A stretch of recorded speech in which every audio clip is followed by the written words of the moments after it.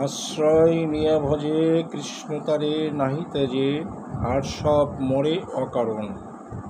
আশ্রয়টা কি? আশ্রয় হচ্ছে সম্বন্ধ।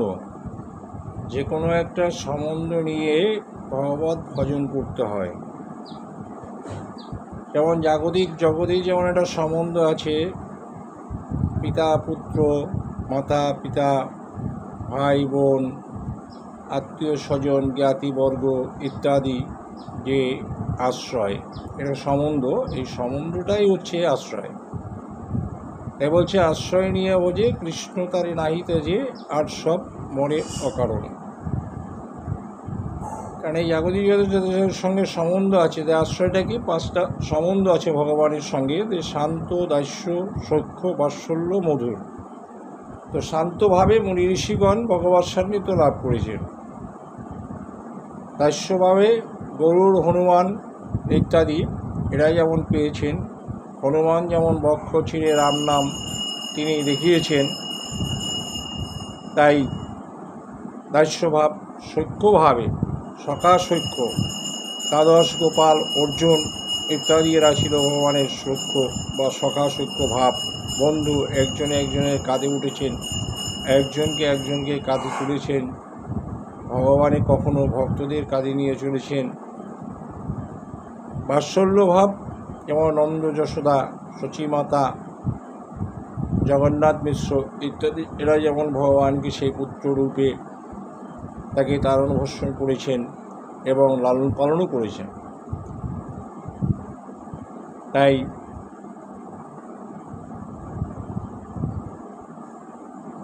সখ্যভাব, বাৎসল্যভাব এবং আন্তভাব বা মধুরভাব। মধুরভাবে হচ্ছে ব্রজগোপীগণ ভগবৎ সান্নিধ্য যেভাবে লাভ করেছেন, যে ব্রজগোপীর ভাবপি নেই ঐশ্বর্য জ্ঞানে, না পাইবে ব্রজেন্দ্র নন্দনে। তাহার দৃষ্টান্ত আছে লক্ষ্মী, বহুত করিল ভজন, তথাপি না পাইল ব্রজেন্দ্র নন্দন। সেই ব্রজেন্দ্র নন্দন কৃষ্ণকে যদি পেতে হয়, তারা ব্রজগোপীর যে কোনো একটা ভাব নিয়ে ভজন করতে হয়, বা যে কোনো এই 5টা সম্বন্ধের মধ্যে যে কোনো একটা সম্বন্ধ নিয়ে ভগবানকে যদি ভজন করেন, তাহলে তারই আমার সান্নিধ্য লাভ করতে পারবেন অতীব সহজে। কারণ একজনের যদি আত্মীয় থাকে অনেক দূরে, সে কিন্তু সেখান থেকে ওই আত্মীয়র বাড়ি যাবেন, মাঝখানে 10 কিলোমিটার 20 কিলোমিটারও কিন্তু দূরে চলে যাবেন। মাঝখানে অনেক বাড়ি ঘর আছেন, লোকজন আছেন, কিন্তু তাদের সঙ্গে তার কিন্তু সেরকম একটা সম্বন্ধ নেই।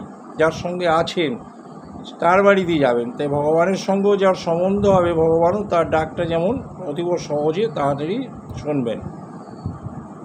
তাই তার সঙ্গে একটা সম্বন্ধ করতে হয়। জাগতিক জগতে যেমন আছেন ভৃত্য, মানে চাকর, একজনের বাড়িতে যদি থাকেন, সেই চাকরের প্রতিও যেমন বাড়ির যে মালিক বা বাড়ির যে গৃহকর্তা, তারও যেমন তার প্রতি একটা অনুরাগ থাকেন, তদ্রূপ প্রত্যেকের সেই ভক্তদের প্রতি ভগবানের যেমন একটা প্রেম থাকেন। ভক্ত যদি ভক্তের মতো হন, বা ভক্ত যদি বেকুল প্রাণে ভগবানকে একবারও হুঙ্কার করেন, তাহলে তার একবারের ডাকে তিনি সেইভাবে সাড়া দিয়ে থাকেন। তাই ভগবত ভজনের জন্য হচ্ছে কোনো একটা সম্বন্ধ নিয়ে তাকে ভজন করতে হবে। তাই যে কোনো একটা সম্বন্ধ করো, তারই তার সান্নিধ্য সেভাবে করে লাভ করা যাবে। জয় তাই জয় গুরু।